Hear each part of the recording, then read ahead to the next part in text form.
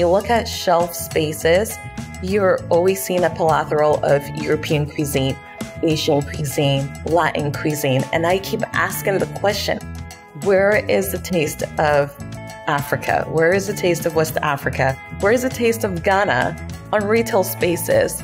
If no one's putting it out there, then people won't have access to it. Hello, everyone, and welcome back to the Startup CPG Podcast. This is Grace, and I'm back with another founder feature. Today, I'm talking to Gloria Allorbi. Gloria is the founder of Gloria's Shito. They make a delicious Ghanaian chili oil that is truly unlike any other chili oil I've had before. Gloria's mission is to bring representation of Ghanaian food to mainstream grocery shelves in America, and she has big plans to take her chili oil nationwide over the next year. I loved chatting with Gloria and learning more all about Ghanaian food and culture, and also talking about her just delicious chili oil. I hope you enjoy this episode, and as always, let me know what you think. Hello, everyone. So excited to be joined by Gloria Allorbi, the founder of Gloria's Shito. I think I'm saying it right. We were just doing some pronunciation lessons before we started recording, but welcome to the podcast, Gloria, and I'd love for you to introduce yourself and your brand to our listeners. Hi, everyone. My name is Gloria Allorbi, and I'm the founder of Gloria's Shito. Shito means spicy, pepper, or hot. And it's simply the ketchup of Ghana. And this is what you put on anything and everything to make it taste delicious and spicy. So it's my homage to Ghana, where I'm from, to celebrate the taste and create accessibility of the taste of Ghana in mainstream grocery shops where I live in the United States. So that's my brand and that's my mission. I love it. And I will say I had the opportunity to try the Shito, and it's so good. It's honestly unlike any chili oil I've had before. It has this really depth of flavor. Like, it's not just spicy. It has a lot of like that umami, that smokiness that is so delicious. So just want to give that a plug that it's truly a really unique chili oil, because I know there are so many chili oils on the market, and yours is truly one I've not tasted anything like it before. So excited to learn more about it. But so before we dive in, I'd love to just start with the origin story. Why did you decide to create this? And what were you doing before you decided to dive into the CPG world? So I started making Gloria's Shito for myself. I grew up I was born in Ghana. Left Ghana with my family and we moved to the UK. And then at the age of 18, I moved to the United States. Everywhere I've moved to, I found myself assimilating and kind of absorbing the cultures of the places I have moved to. And the only time I would experience my cultural cuisine was in my mom's kitchen at home, never outside that space. And the older I got and having lack of access to my mom's kitchen, because my mom lives in a different state, I had to figure out a way to create that accessibility for myself. So I started making Shito and then I started asking the question, why can't I go grocery shopping and buy this? Why isn't it accessible to me? And to answer the question, I figured someone has to put it out there. Someone has to talk about it. Someone has to share it, because grocery stores are not going to put something on shelf when no one knows about it and there's no demand for it. So I figured I wanted to create that demand. I wanted to create that accessibility by talking about it, and then also taking note from other cultures like European cuisine, Asian cuisine, Latin cuisine. How are they celebrating their cultural cuisine? And so I took note and I wanted to celebrate my cultural cuisine the same way other cultures have been doing it, and proudly speak about it and put it out there and tell people, this is delicious and I want you to try it. This is my cultural cuisine. So that was mainly the driving force to start sharing about it. Initially, it wasn't a business idea. It was an idea to share. And then I saw that for me to be able to create accessibility, it had to become a business. So then I had to figure out, how do I put this in grocery stores? How do I get this commercialized? And slowly found myself pivoting to creating and starting this business. Prior to this, I have been a cosmetic chemist for the past 15 years. I've worked for brands like L'Oreal USA, John Paul Mitchell System, Jafra Cosmetics recently. And so that had been my career. That was my life. And I love creating products like skincare, hair care products. So I was already familiar with what it takes to create a product and commercialize it. Take an ideation, understanding packaging design. What was the steps of taking something from the kitchen to a commercial space? Mm-hmm. So it was a transferable skill that I applied to getting Gloria Shito to a commercial space. I have since pivoted from being a cosmetic chemist to full-time work on Gloria Shito to really be the driving force to make sure that I'm creating that accessibility and putting it in everywhere it needs to be, grocery spaces, restaurants. So that's been now my mission. Yeah. Wow. And that definitely makes sense, that coming from that cosmetic chemist working on skincare, beauty, it's not the same as food, obviously, but it's sort of a similar process of figuring out the right ingredients, what needs to go with what, and how do you get it then into a package and get it to consumers. So that makes a lot of sense. So when did you feel like it was time to really make this a business, and what spurred you to really take that first step to say, okay, I'm not just going to make this in my home kitchen anymore. I'm going to bring it to the masses. And how did you have to adjust your recipe, or did you have to adjust your recipe at all to take it out of the home kitchen? It was the vision. I've always been driven by how did I see the world in terms of like food and including my cultural cuisine.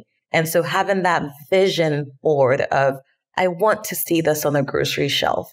And so for me to be able to do that, I wasn't going to be able to achieve that making it in my home kitchen. And so then the question came, I need to find someone to help me mass produce this. And I was adamant that I wanted to keep the authenticity of the flavors. I didn't want to water it down, because going from home kitchen to commercialization sometimes could mean you have to use cheaper ingredients. You have to meet the equipment availability of the manufacturer to make it work. So this product it has a biphase separation, meaning there is the solid and then there's the oil. It is not homogeneous like mayonnaise or tomato paste. And so it requires a type of equipment to make sure you're getting equal feel. And a lot of manufacturers in the beginning told me, we can't produce this because it's not homogeneous. And so I would have to add a thickener to bind it, which would mean I would have to change the recipe completely. And I did not want to budge. I was like, if I had to add a foreign ingredient that has never been in this product traditionally, then it's not what I'm trying to bring to what I'm trying to introduce people to. And if this is the first thing I'm introducing people outside Ghana to, I want it to be as authentic as possible. And so that was that challenge, but I was adamant. And so coming from the cosmetic world where I've developed products before, I knew it was possible. I just needed to find that one person that would believe in my ingenuity that we can do this. And so thank God I did find a manufacturer who was able to help me maintain that authenticity, meaning not changing the formula and adapting the formula to something else so it would work in that commercial space. Initially, when I was doing this, I was hand making it and reaching audience at farmers market. And because I had a 9 to 5, this truly was my side hustle, meaning I did this on the nights and weekends. And so creating a product, I didn't have the bandwidth or the capacity to initially create different SKUs, a medium, a spicy, a mild. And a lot goes into why, because when you are creating different SKUs and being a brand new business or a brand new product on the market, I have not yet targeted my audience. I knew who my targeted audience were, but when it comes to food, and especially spicy food, there are different, depending on like how someone's cultural exposure, spice is interpreted differently. My spicy could be your mild and vice versa. And so when I first started, I had the one SKU, which I had always described it as mediums or high side of medium. Meaning if someone who enjoys spicy food will still appreciate it, and someone who enjoys medium will also appreciate it. And I was trying to get people from both end of the scale. But to go into retail, I learned from my mentors that you have to take up shelf space. And in doing so, you have to create multiple SKUs to meet the different targeted audience. So there's some people that appreciate mild, medium, and spicy. So the driving force was adding additional SKU, was reaching more people and meeting the needs of the consumer. I think when I started the brand, I started it for myself. I was making this for myself. And so I led with what I like. But I think to be successful in retail spaces, you have to meet the needs of the target audience. And so I was able to add additional SKUs. So the medium, the spicy, and then another SKU. So I recently also added a chili honey and then a dry form of the chili oil. So it's simply all the ingredients in the chili oil without the oil. And you can just sprinkle it on anything. That sounds delicious. And I noticed too that they're all vegan, but you didn't originally start with them vegan, correct? Authentically, Ghana sits on the Gulf of Guinea. So it's a coastal, we have the coastal region, and Shito is actually from the coastal part of Ghana. The cuisine in Ghana is umami, spicy, sweet. So it is always going to be seafood, tomatoes, onion, ginger, pepper. That's the description of Ghanaian cuisine. So authentically, Shito is made with dry seafood. When I first created this recipe, it was authentically made with seafood. However, going to scale, I learned that it was more challenging to produce food that has any form of allergen. So seafood allergen, shellfish allergen, and a lot of manufacturers will shy away from ingredients that have allergens. And this is to minimize contamination. Not only that, the FDA has stricter regulations when it comes to ingredients that are allergen-based and will audit facilities that are producing such products. So it was much harder to find a manufacturer that was able to meet those FDA standards when producing seafood allergens. And being a small producer, not a lot of people wanted to work with me because I was not coming in with the 50,000 unit minimum quantity orders. And so a lot of manufacturers, one, did not want to work with me. And not only that, it was during the pandemic where supply chain demand was just out of whack. Manufacturers were not getting ingredients to produce for the clients that they had on the roster for the year. And so no one was taking on new companies to produce for them. But the manufacturer I found who was able to meet the technique and the process that I wanted to maintain, yes, he was able to successfully help me do it, but he did not want to make anything that had allergens in it. So by default, I had to move forward with a vegan recipe versus a seafood recipe. And in a way, I think it worked out because having the recipe be vegan, more people are able to experience it without eliminating someone who would have a shellfish allergy or a seafood allergy. We'll be right back. Is your CPG business taking off? You can easily check off the EDI capable box as you break into retail. SPS Commerce is your gateway to retail growth. With over 1 million existing trading connections and counting, you get instant access to the largest network of up-to-date, mapped EDI connections to retailers, distributors, 3PLs, brokers, and other supply chain partners without doing any of the heavy lifting yourself.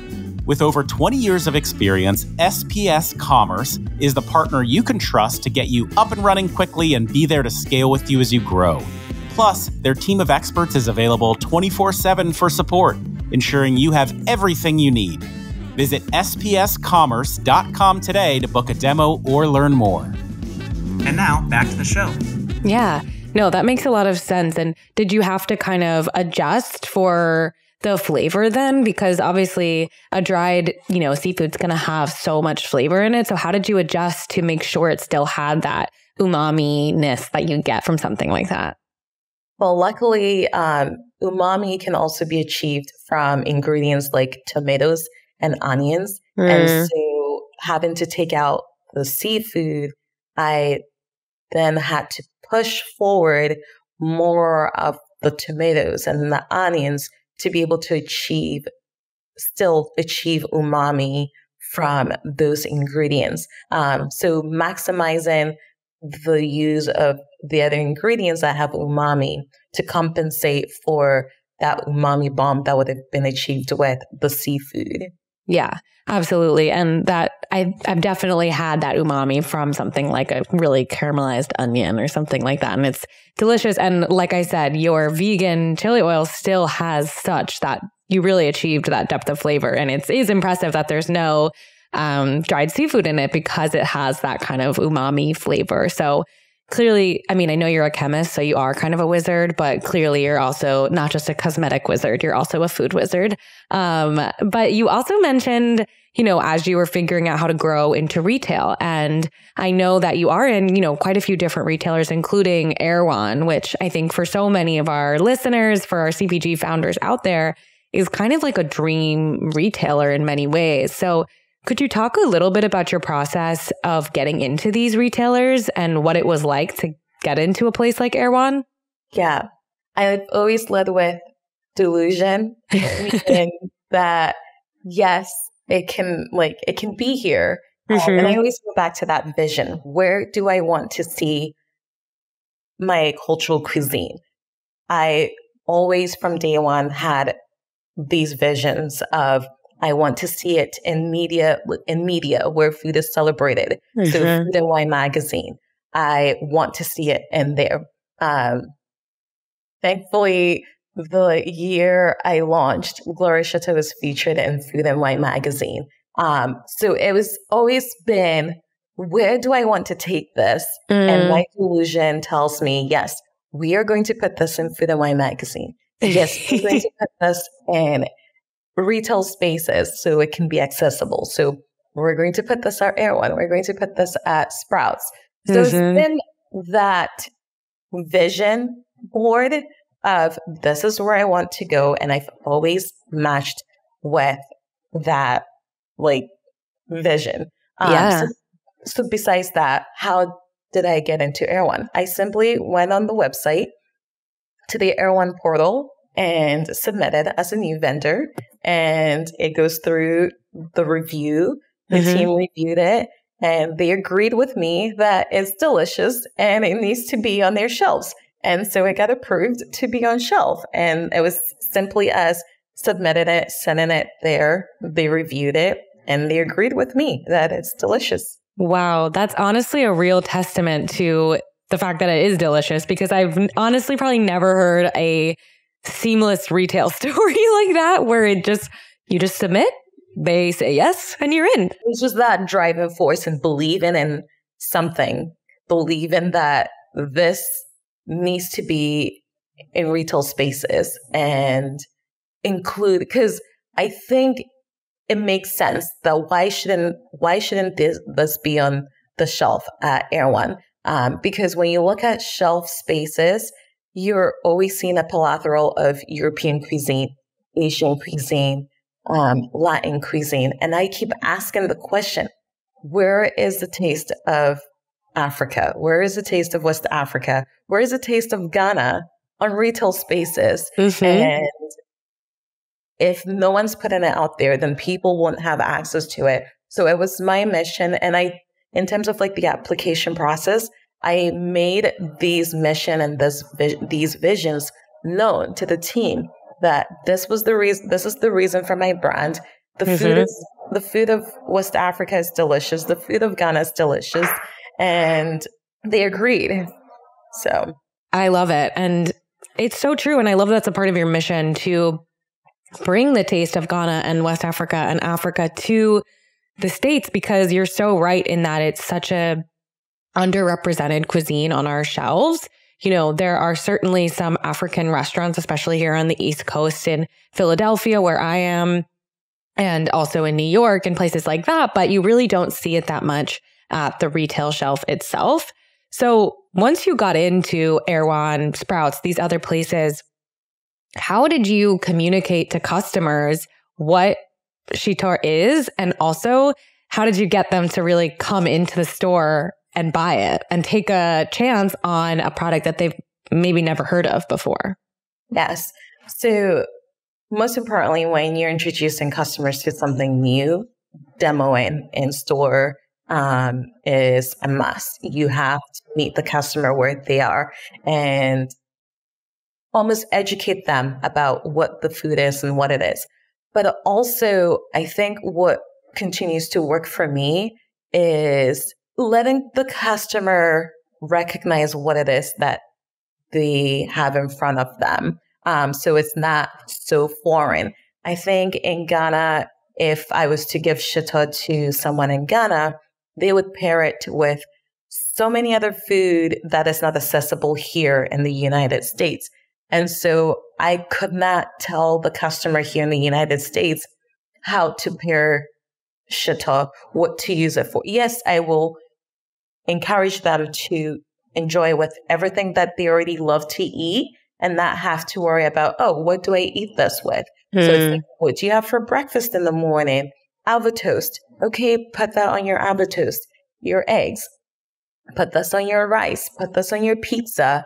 So meeting the customer where what's already in their pantry, what could they pair this with in their pantry, and not having it to be something foreign.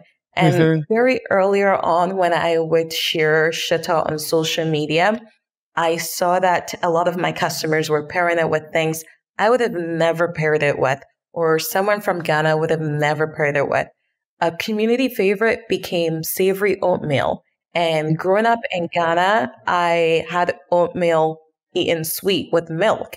And I never had savory oatmeal, and no one in Ghana has ever had savory oatmeal. But my customers were coming and were like, yes, I paired it with my savory oatmeal and I loved it. And I'm like, okay, I need to go make myself savory oatmeal and find out how are they experiencing it? And so definitely meeting the customer where they are at, what they're familiar with, and what they know they have in their pantry and they're already eating the chili oil with.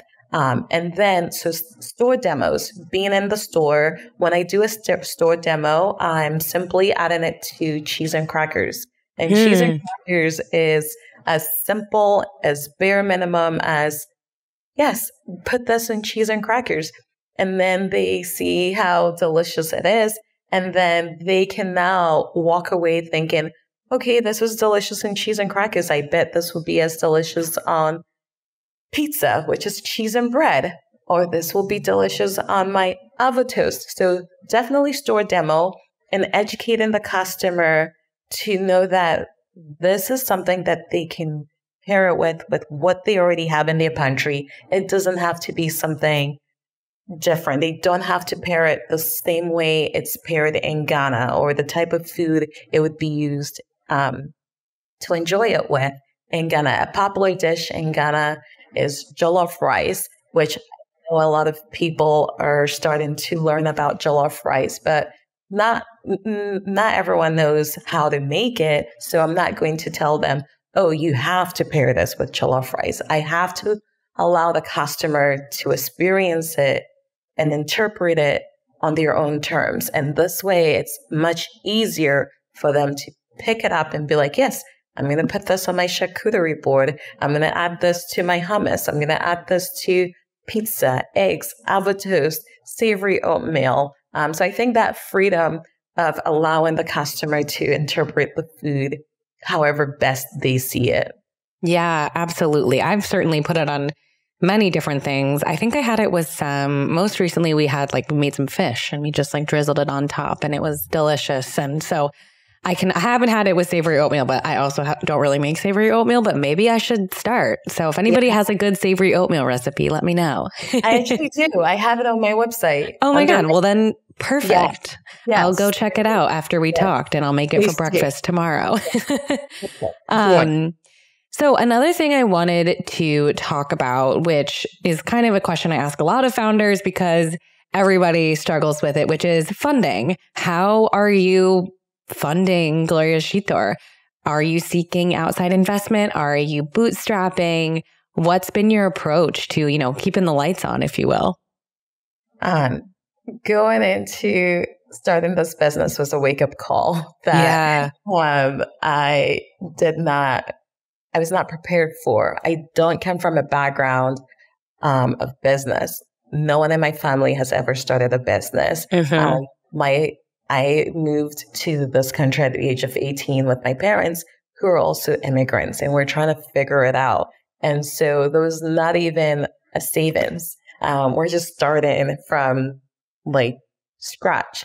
So the education behind how to start a business with funding from family and friends, that was even foreign for me. So I've been bootstrapping since day one, tapping into my savings. What really helped me was that I didn't start this business as I'm launching. I didn't plan it out. I didn't have a launch date. I wasn't okay, we're going to launch with 10,000 units, the first launch. It was simply me calling my siblings and my cousins and telling them, hey, I made Shito and it's delicious. Would you like me to make you some? And just pay me and I'll make it and ship it to you. And my siblings agreed to send me money and I shipped it. And so I started doing that, where I started creating a customer list of, hey, who wants me to make Shito for them? And so it started off with 2 customers and then 15 customers, 30 customers, 50 customers, and then growing that customer base. And then it came to a point where I was able to take the money that the business was starting to make to reinvest that money back into the business.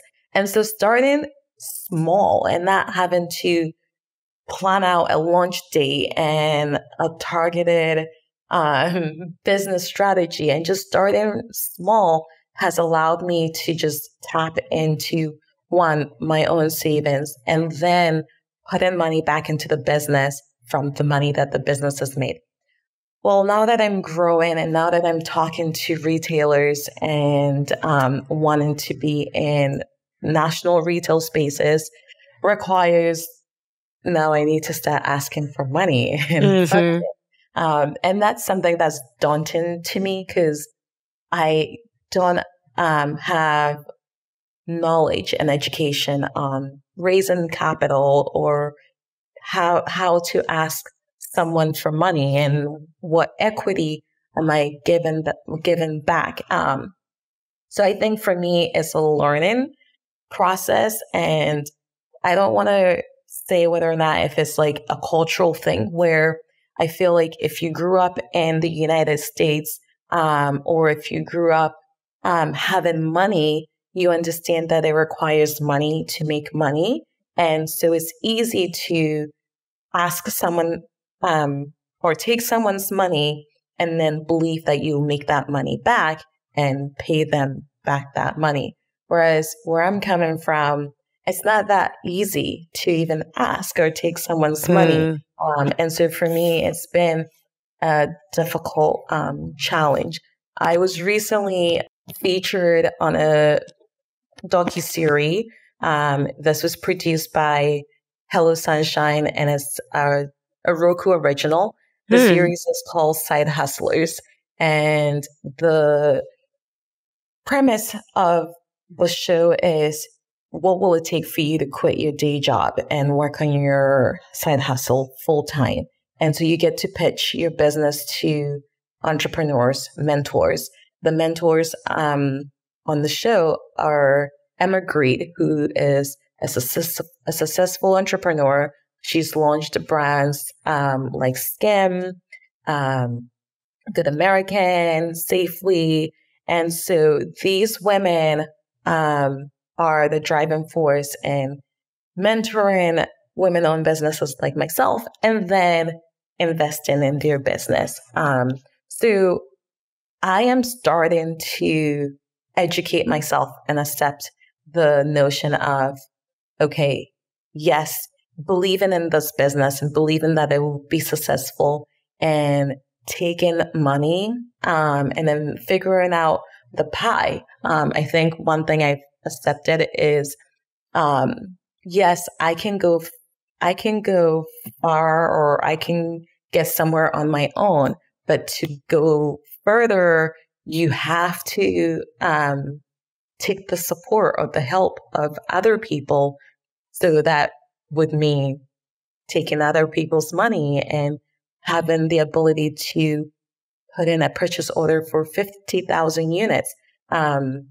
Because oftentimes when retailers put a purchase order, there are payment terms of net 30, net 60, net 30, 90, meaning I'm not getting that money up front. So I have to be able to afford that inventory with capital to then wait for the retailer to pay me after 90 days. And so if I don't have the money, it means I cannot deliver that inventory. But if I can take someone's money, believing that I can place that purchase order and then get paid and then give someone else a share of that money, then I think it's worth it. But honestly, for me, it is something that I'm not comfortable with because I wasn't raised in a culture of taking people's money. But I'm starting to understand like what it requires to run a successful business, and that is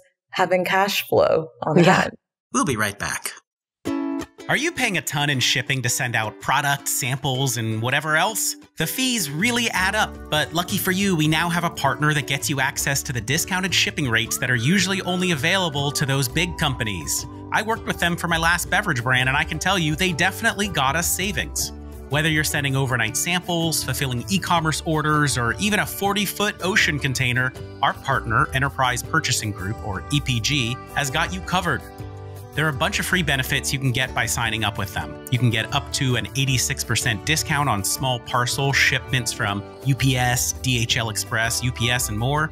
You get really competitive LTL and FTL rates through UPS. You get discounted spot and fixed ocean rates through Flexport and Maersk. You get exclusive air freights, and you also get preferential terms with supply chain financing. All you need to do is reach out to Francis Agas. His email is francis, Francis, at enterprisepurchasing.com. Mention the Startup CPG discount and take advantage of those savings. Good luck, everybody, and happy shipping. And now, back to the show. Yeah, unfortunately, you're exactly correct. It takes money to make money. And I think it's a really important point you're bringing up, though, like especially on a cultural level, how uncomfortable it can be for so many people and from different cultures to ask for money, and how there is that kind of hesitation and fear around even just asking at all, let alone whether or not someone will say yes or no.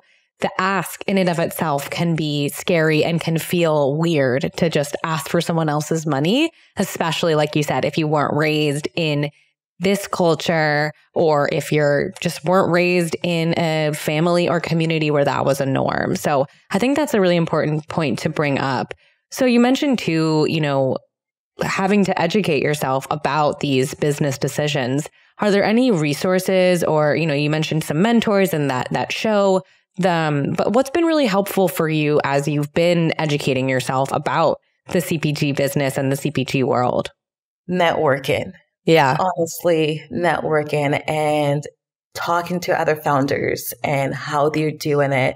And you'd be surprised, most founders and most business or entrepreneurs are willing to share their journey and how they're doing it, and always giving tips as to how to even start a pitch deck and angel investment versus a VC investment. So definitely network. I think for me in the beginning, I felt like I was in a silo. I was just by myself trying to figure out and using the resources that I had. And then later on, when I joined platforms like Startup CPG and networking with other founders and showing up to community events, has been instrumental in one, building my confidence, because I'm able to see myself reflected in like other founders. So definitely show up in the community and network, because that is, I can like for myself, I'm learning. So in terms of like resources, I am educating myself in terms of like, where do I start with a pitch deck? What I should put in a pitch deck? What is the ask? And educating myself about like different types of equity. So what's a safe note? Or what is money that translates to equity? So educating yourself on that, but also show up in the community, network with other founders, because how are they doing it? And most founders are always open to share and lead you to the path that you're wanting to go. So definitely network and show up in the community, and definitely Startup CPG is a great outlet for new founders to tap into other founders. Yeah, totally. And that's, half our mission is just bringing founders together and putting that question into Slack just so you can quickly get an answer when you are so often as a founder working by yourself, or working with maybe one co-founder or, one mentor. And it's so nice to have, and so important to have other founders you can talk to who understand what you're going through and might have the answers to questions that, you can't as easily Google, because it's not all on Google, unfortunately. Most things are, but it's not all on Google. So as we get towards the end, I'd love to hear what's been one of your proudest moments thus far in running Gloria's Shito, and what's been one of your proudest moments? For me, I think is the community that I'm building, the customer base that is showing up for me. And it's very authentic in a way where we're meeting at the farmer's market. We're meeting at the in-store demos. Customers are emailing me and telling me, I am Ghanaian. I was born in Chicago, and my family has lived here for however long. And now I can order a Shito from your website and share it with my family. It is those stories that really is the driving force of my why, my mission, in creating that accessibility. So I think my most proudest of this mission is the community that I'm building and the customers that are showing up for me and believing in that same mission. So that's what I'm mostly proud of. Yeah, absolutely. And that is so special to be able to bring that and to be able to, like you said, even bring it to just your own family.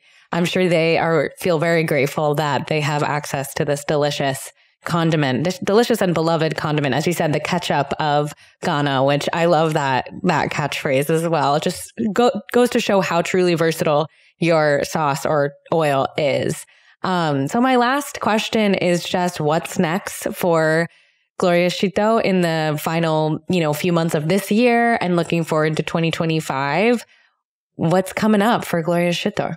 A lot on the list of my ambitions of what's coming out. It's definitely being in national retail. So right now we have local chain retail, and now I have my ambition set on national retail, and I think we're on our way to achieve that, and I'm very excited for the year to close out. Yeah, that's the next thing on your vision board. Or as you said, that's your next delusion. But I think it's more like manifesting. It's not delusion, it's manifesting. And you've clearly been successful in your manifestation thus far. So keep it going. Yeah, it's definitely a combination of manifestation and working in delusion to make that manifestation happen. Because first you have to manifest it and see it happen. And then be delusional enough to actually go and get it done. Totally. I think that's the perfect note to end on to all our founders. Be delusional enough to actually get it done. And if people want to learn more about Gloria Shito, where can they do that? They can find me on Instagram at Glorious Shito. They can also go to the website, gloriousshito.com. Shito is spelled Glorious Shito is spelled GLORIASSHITO.com. Perfect. Well, everyone go check it out. Like I said, it's truly delicious, and I'm probably going to have some tonight with my dinner. So nice to chat with you. Everyone, thanks for listening. All right, everyone. Thank you so much for listening. If you enjoyed this episode of the podcast, it would help us out so much if you left a 5-star review on Apple Podcasts or Spotify. I am Grace Kennedy, the editor for Startup CPG, so feel free to add me on LinkedIn or reach out to me on Slack. I'm always on the hunt for new and exciting brands to feature. And if you're a potential sponsor that would like to appear on the podcast, please email partnerships@startupcpg.com. And finally, as a reminder for anyone listening, if you haven't already, we would love for you to join our community on Slack, and you can sign up via our website, startupcpg.com.